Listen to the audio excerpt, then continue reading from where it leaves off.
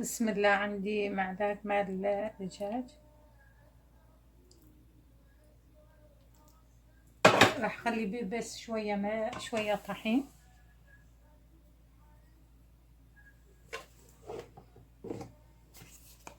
كاري. هاي بطريقة ترشي البوسنية يستعملوها طبعا. فلفل اسود، انا ما راح اخلي بيها ملح، بس هاي الاسمو مالتها.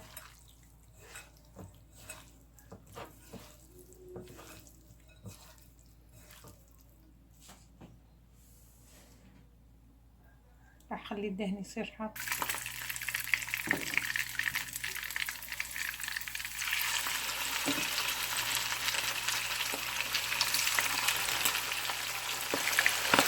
هذا المعلقة مال الدجاج.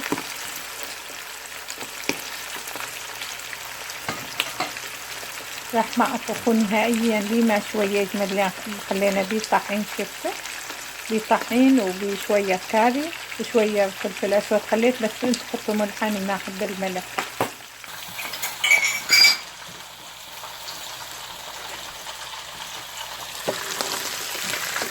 طبعا اذا سووها بطاولة كبيرة احسن.